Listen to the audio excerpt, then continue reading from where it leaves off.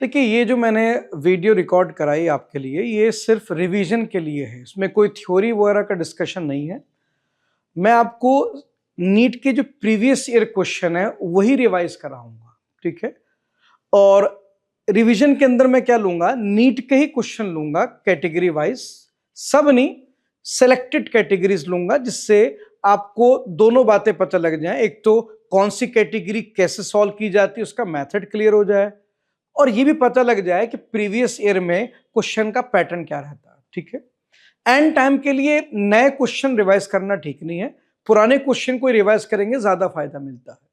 तो मैं इस रिकॉर्डिंग के अंदर नीट के पुराने क्वेश्चन लूंगा टॉपिक वाइज। जैसे पहला टॉपिक है मोशन इन वन डायमेंशन, ऐसी में आगे टॉपिक लूंगा। हर टॉपिक के अंदर मैं ज्यादातर क्वेश्चन प्रीवियस ईयर के लूंगा। हाँ, एक दो क्वेश्चन मैं अलग ले सकता हूं, तब मान लीजिए कोई नई कैटेगरी है जो पहले कभी आई नहीं मगर आ सकती है, उसको कवर करने के लिए मैं एक दो क्वेश्चन अलग से ऐड कर दूंगा।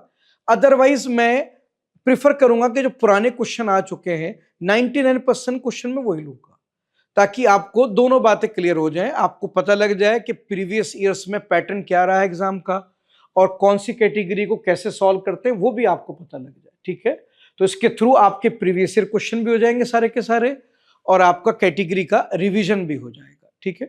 एक बात और, मैंने जो रिकॉर्डिंग कराई है मैं इसको क्लिप्स में डिवाइड कर दूंगा, छोटे छोटे 20-20 25 मिनट के क्लिप्स के अंदर, इसलिए कि अगर मान लो एक टॉपिक की सारी कैटेगरी कवर करेंगे तो बेटे वीडियो थोड़ी लेंदी हो जाती है, और लेंदी वीडियो कई बार हम नहीं देख पाते हैं। तो मैं इसको एक टॉपिक की वीडियो को मैं तो रिकॉर्ड एक बार में करूंगा, लेकिन उसको छोटे छोटे पार्ट में दूंगा लोड करके, पार्ट 1, पार्ट 2, पार्ट 3। जैसे 1D के अंदर मैं पार्ट डिवाइड कर दूंगा। उससे क्या होगा, 20 मिनट की एक वीडियो देख लिया आपने, फिर अगर आपको कोई काम हो तो कर लीजिए। अक्सर होता है कि मैं और सब्जेक्ट भी करने होते हैं, हाँ, तो 20 मिनट की एक वीडियो देख लिया आपने, फिर जब टाइम मिले अगले 20 मिनट की वीडियो फिर से देख ली। इससे आपका रिवीजन आराम से हो जाएगा, आपको ज्यादा स्ट्रेस नहीं पड़ेगा, ज्यादा टाइम भी लगाना पड़ेगा आपको। और अगर आपके पास टाइम है, आपको लग रहा है अभी फालतू ही हूं मैं, टाइम ज्यादा है मेरे पास, हाँ, तो सारे पार्ट एक साथ देख लीजिए, पूरा टॉपिक एक बार में रिवाइज कर लीजिएगा, ठीक है। तो वो दोनों अपने हिसाब से देख लीजिए, मैंने पार्ट वाइज कर दिया है। चाहो तो सारे पार्ट एक के बाद एक साथ देख लेना, नहीं तो एक एक पार्ट करके देख लेना, जैसा आपको कंफर्टेबल लगे, ठीक।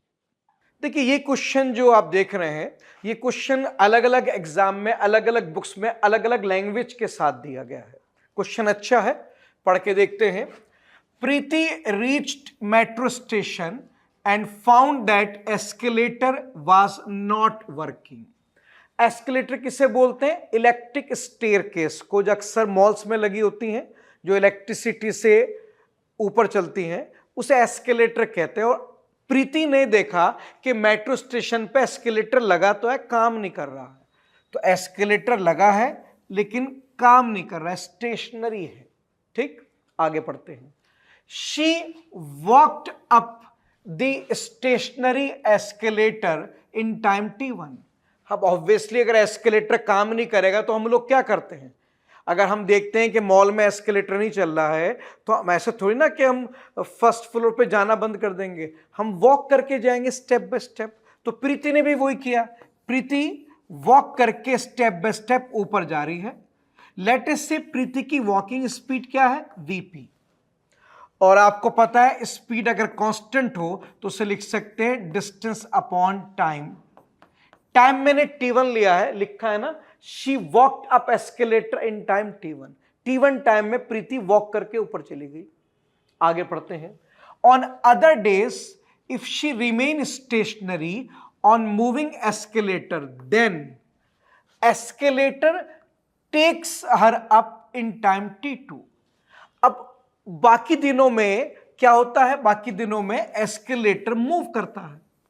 भाई एस्केलेटर रोज थोड़ी खराब होगा, उसी दिन तो खराब था।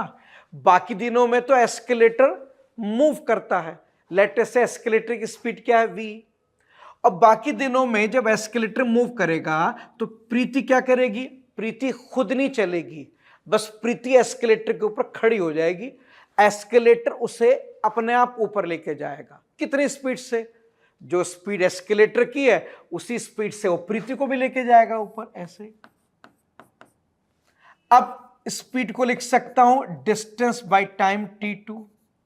टाइम t2 क्यों लिया मैंने? क्योंकि लिखा है ना, लिखा है then escalator takes her up in time t2। Other days में प्रीति स्टेशनरी रहती है मगर मूविंग एस्केलेटर उसे t2 टाइम में ऊपर ले जाता है, तो अब टाइम t2 लेना है। तो एक दिन प्रीति मेट्रो स्टेशन गई तो एस्केलेटर काम नहीं कर रहा था, उस दिन प्रीति चल के गई। बाकी दिनों में नॉर्मली एस्केलेटर चलता है, हम थोड़ी चलते हैं, हम तो जाके खड़े हो जाते हैं एस्केलेटर पे। एस्केलेटर हमें लेके जाता है अपनी स्पीड से। आगे क्या है? The time taken by her to walk up on moving escalator. कितना टाइम लगेगा उसको मूविंग एस्केलेटर पे चल के जाने में? एस्केलेटर भी मूव करेगा और वो भी वॉक करेगी। मतलब अब सिचुएशन ये है कि एस्केलेटर चल रहा है अपनी स्पीड से v, और मूविंग एस्केलेटर पे प्रीति भी चलेगी स्टेप बाय स्टेप। प्रीति की स्पीड कितनी है वॉकिंग की? vp। अब ये थर्ड केस ये है कि एस्केलेटर भी मूव कर रहा है और प्रीति मूविंग एस्केलेटर पे चल भी रही है। अब देखो, क्योंकि एस्केलेटर मूव कर रहा है तो एस्केलेटर अपनी स्पीड से प्रीति को खींच के ऊपर ले जाएगा, और प्रीति खुद भी चल रही है तो प्रीति को दो वेलोसिटी मिलेगी। प्रीति चल रही है, एक अपनी वेलोसिटी मिलेगी, और एस्केलेटर पे खड़ी है तो एस्केलेटर उसे अपने साथ लेके जाएगा, वो भी मिलेगी। तो अब प्रीति को दो वेलोसिटी मिलेगी, तो टोटल वेलोसिटी कितनी हो गई? vp plus v। Distance upon time, let us से टाइम कितना है? t3। मैंने तीन अलग अलग सिचुएशन ली है। फर्स्ट केस में एस्केलेटर स्टेशनरी था, प्रीति चल रही थी। अगले केस में एस्केलेटर चल रहा था, प्रीति रेस्ट पे थी। तीसरे केस में दोनों मूव कर रहे हैं, मगर तीनों केस में मैंने डिस्टेंस क्या लिया है? सेम, क्योंकि मेट्रो स्टेशन वही है। तो ग्राउंड से फर्स्ट फ्लोर का जो डिस्टेंस है हर बार क्या रहेगा? सेम रहेगा। वो मैंने s तीनों बार क्या लिया बेटे? सेम लिया। अब क्या चाहिए उसे? इस तीसरे केस का टाइम चाहिए t3। तो एक काम करते हैं, ये जो इक्वेशन 1 से vp निकाला है ये, और इक्वेशन 2 से v निकाला, ये दोनों वैल्यू इक्वेशन 3 में पुट कर देते हैं। यहां पर इसको हम यहां पुट कर देते हैं बेटा।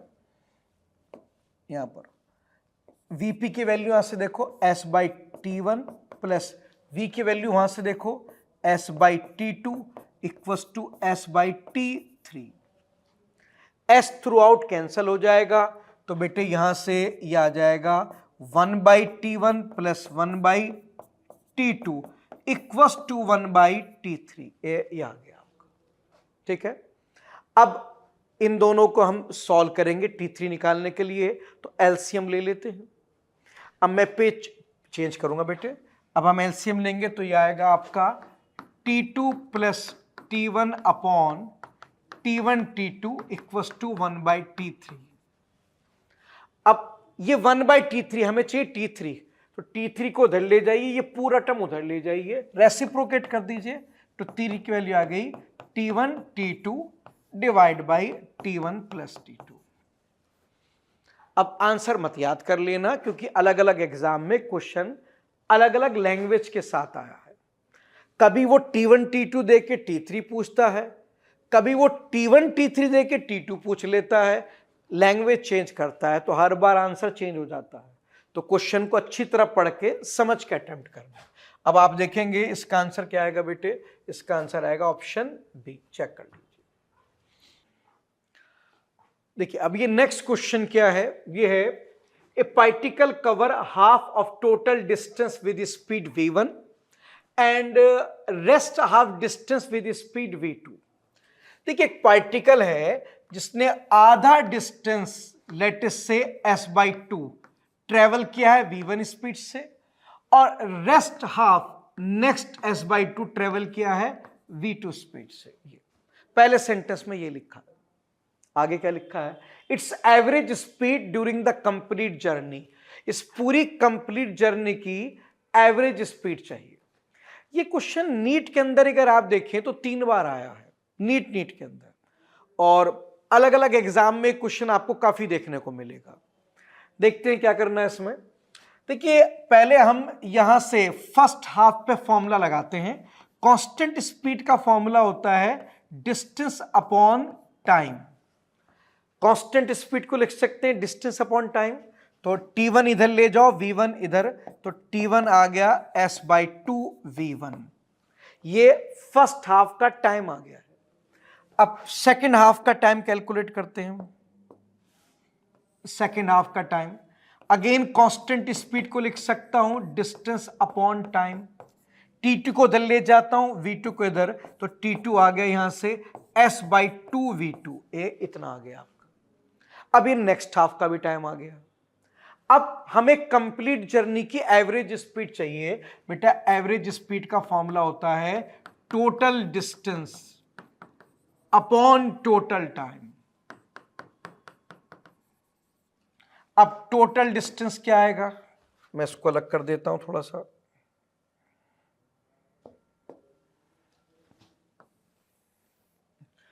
टोटल डिस्टेंस आएगा s/2 प्लस s/2। और टोटल टाइम अभी निकाला आपने।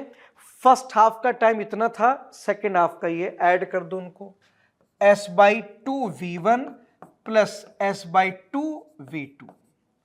s/2 थ्रू आउट कैंसल हो जाएगा, तो ये आएगा 1 + 1 divide by 1/v1 plus 1/v2। s/2 हर जगह से कॉमन है तो कैंसल हो गया। अब 1 + 1 ऊपर क्या आ गया बेटे 2, और नीचे इनका एलसीएम ले लो, तो ये आएगा v1 plus v2 upon v1 v2। ये थोड़ा सा मैं आगे लिख देता हूं, नेक्स्ट पेज पे जगह कम है यहां पर, ठीक है। ये यहां पर क्या करना है, 1 + 1 को 2 करना है और इनका एलसीएम ले लेना है नेक्स्ट पेज पे। तो यह आ जाएगा बेटे v = 2 divide by v1 plus v2 divide by v1 v2। अब ये वाला v1 v2 ऊपर चला जाएगा, तो ये आ जाएगा आपका 2v1 v2 divide by v1 plus v2।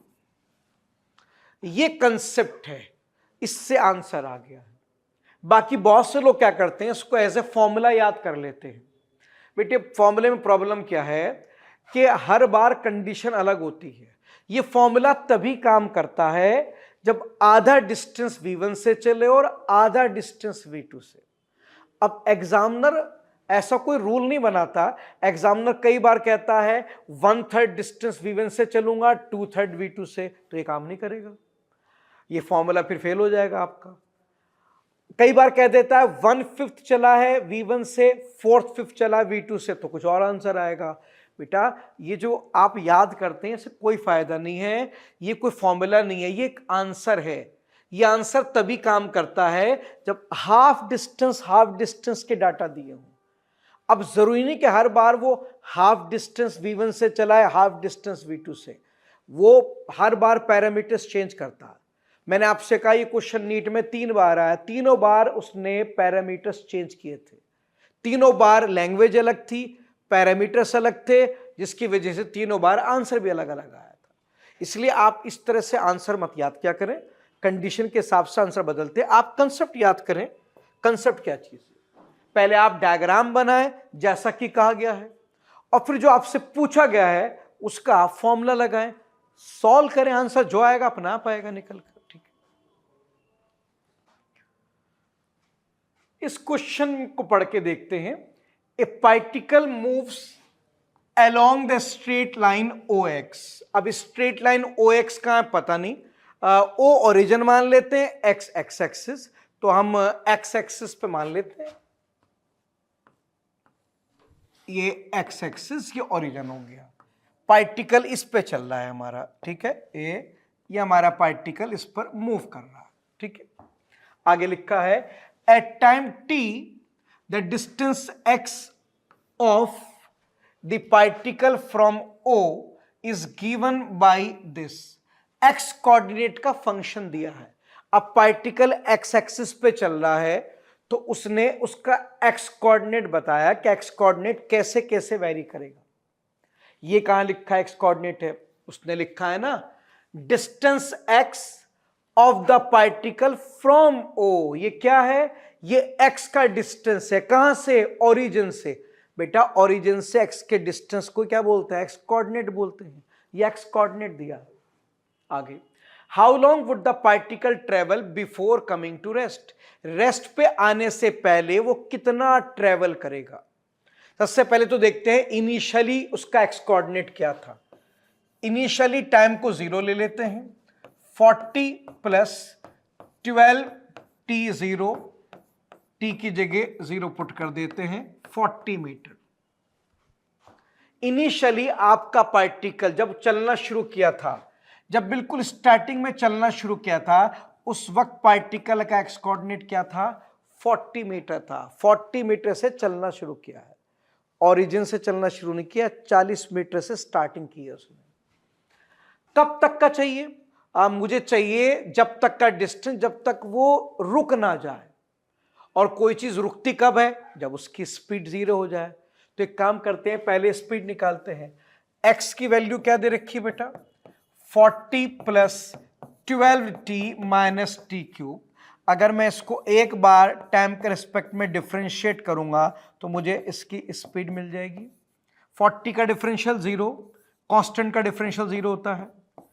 12 constant है, t का डिफरेंशियल 1, टी क्यूब का डिफरेंशियल होता है 3t square.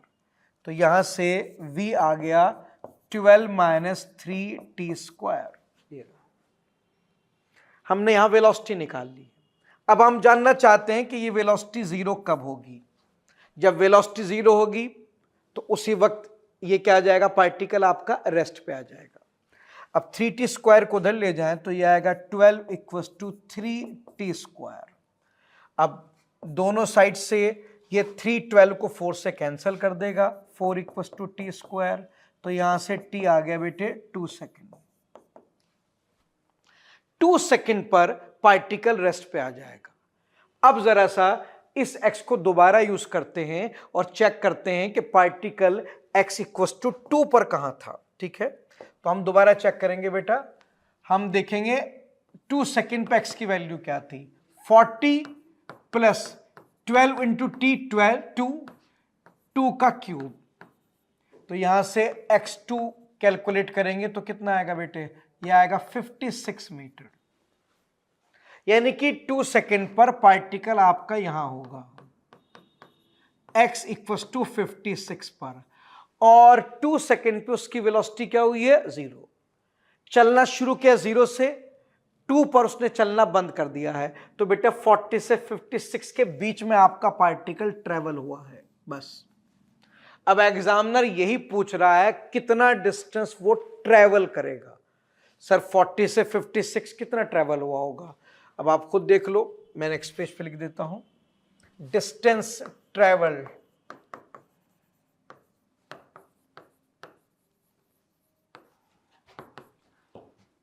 Final position minus initial position.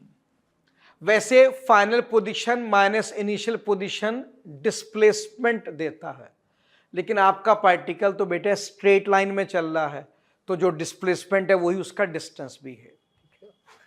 अब निकालते हैं कितना आ गया। फाइनल पोजीशन कितनी आई? 56, इनिशियली 40। तो यहां से बेटा डिस्टेंस ट्रेवल कितना आ गया आपका? 16 मीटर आ गया।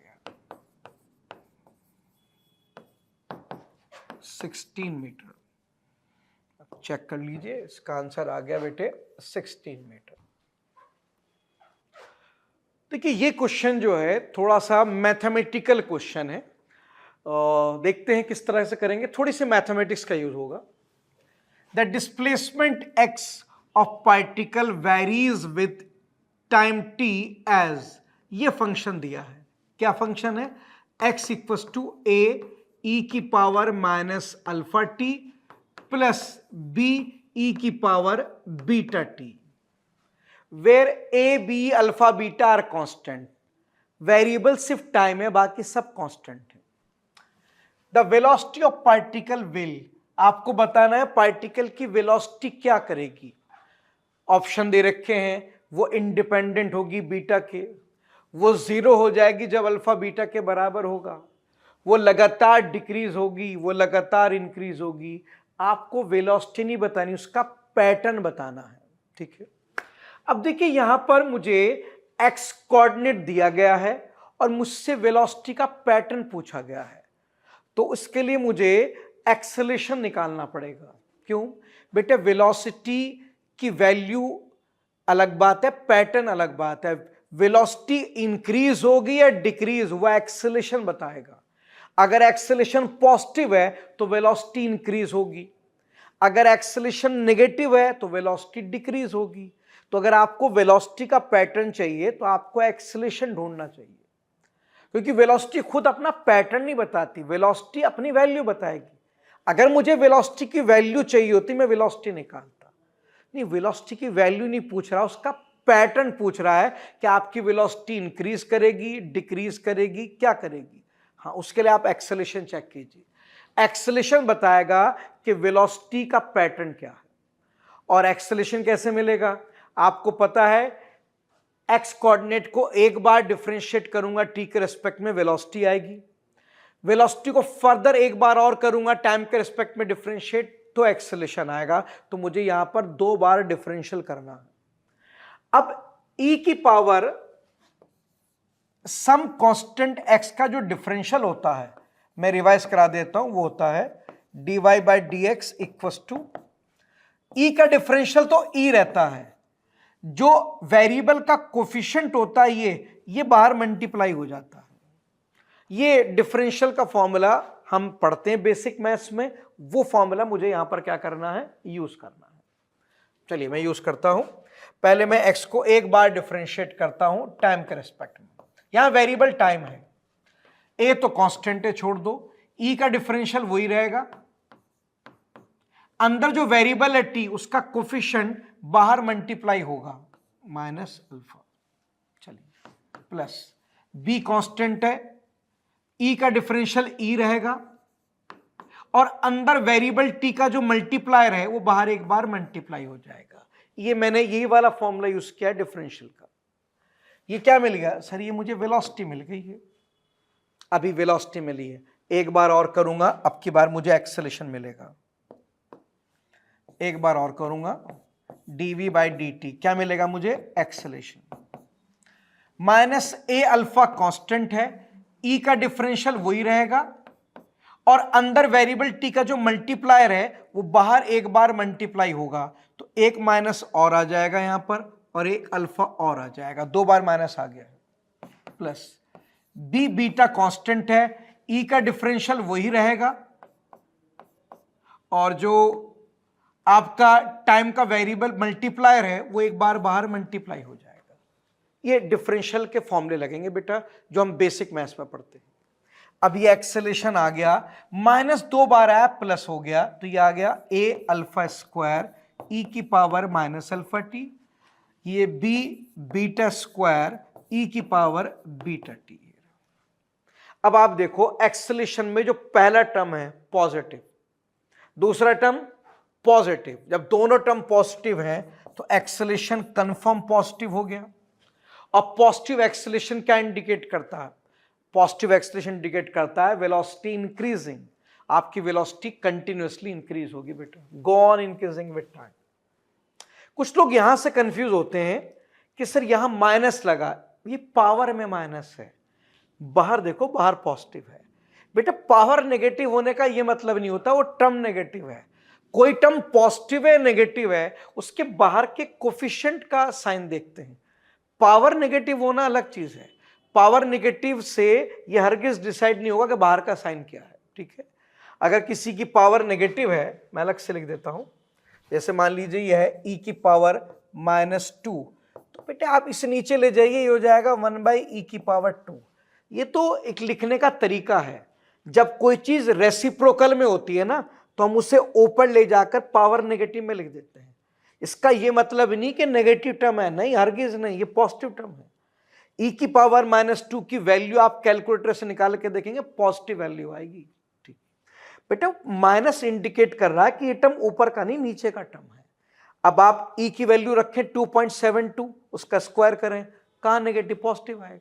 तो बेटे इससे कंफ्यूज मत होइए, ये पावर नेगेटिव है, टर्म नेगेटिव नहीं है। ये बेसिकली इसे नीचे ले जाएंगे तो ये प्लस हो जाएगा।